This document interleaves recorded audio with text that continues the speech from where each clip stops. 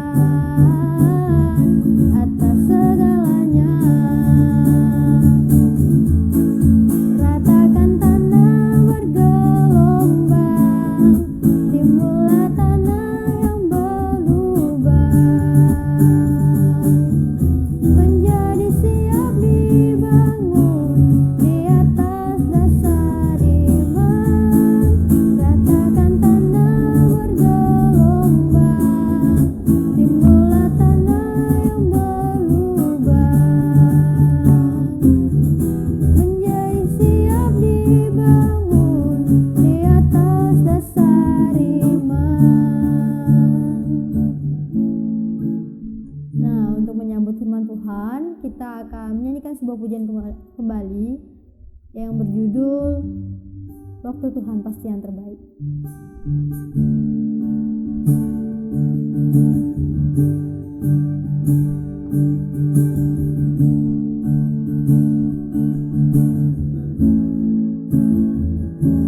Bila kau izinkan sesuatu terjadi, ku percaya semua untuk kebaikanku. Bila nanti telah tiba waktumu, ku percaya kuasa-Mu memulihkan hidupku. Waktu Tuhan pasti yang terbaik, walau kadang tak mudah dimengerti. Lewati cobaan, ku tetap percaya waktu Tuhan pasti yang terbaik.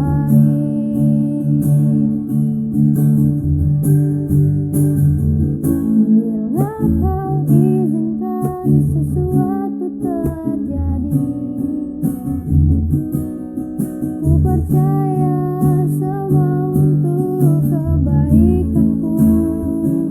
Bila nanti telah tiba waktumu, ku percaya kuasa-Mu memulihkan hidupku.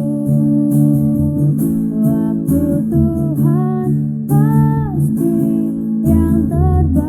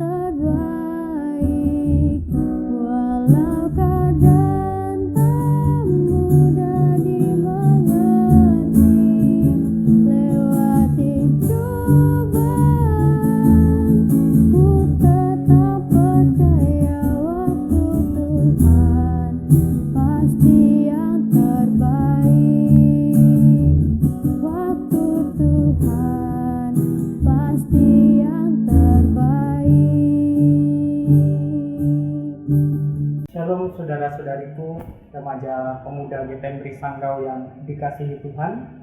Kembali lagi kita berjumpa secara online untuk bersama-sama membaca dan merenungkan firman Tuhan. Sebelum kita lebih jauh membaca dan merenungkan firman Tuhan, kita berdoa terlebih dahulu. Mari kita berdoa.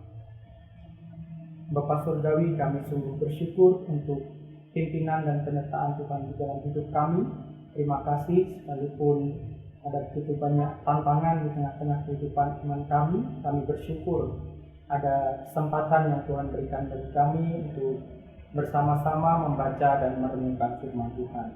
Kami memohon pimpinan daripada Tuhan untuk kami dapat mengerti dan memahami kebenaran firman. Di dalam nama Yesus kami berdoa, haleluya, amin. Saya mengajak kita semua untuk membaca firman Tuhan yang terdapat dalam kitab Efesus pasal yang kelima, ayat yang ke-15 sampai dengan ayat yang ke-16. Saya akan membacakan bagi kita semua. Dikatakan bahwa, karena itu perhatikanlah dengan seksama bagaimana kamu hidup. Janganlah seperti orang bebal, tetapi seperti orang arif. Dan pergunakanlah waktu yang ada, karena hari-hari ini adalah jahat. Saudara-saudariku yang dikasihi oleh Tuhan, pada kesempatan ini kita akan merenungkan firman Tuhan ini dengan satu tema, yaitu perhatikanlah cara hidupmu. Sebagai orang yang percaya kepada Tuhan Yesus Kristus dan telah menerima kasih dan pengorbanannya, sudah seharusnya kita selalu hidup dengan penuh ucapan syukur.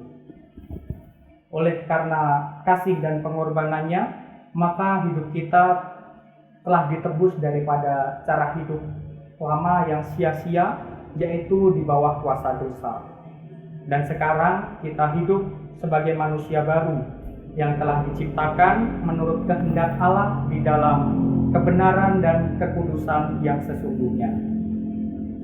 Sebagai manusia baru, tentulah kita juga harus memiliki gaya hidup yang sesuai dengan kehendak Allah. Pada bagian ini Rasul Paulus menuliskan agar kita memperhatikan bagaimana cara kita hidup. Kalimat yang dituliskan oleh Rasul Paulus ini sendiri sebenarnya ditulis dalam bentuk kalimat perintah. Hal itu menunjukkan bahwa hal ini benar-benar menjadi satu hal yang perlu untuk kita cermati dan kita laksanakan. Dalam kehidupannya, manusia seringkali berusaha mengkoreksi bahkan menegur kehidupan orang lain. Hal ini memang perlu untuk kita laksanakan. Akan tetapi sebelum melakukan semua hal itu, kita lebih perlu untuk memperhatikan diri kita terlebih dahulu.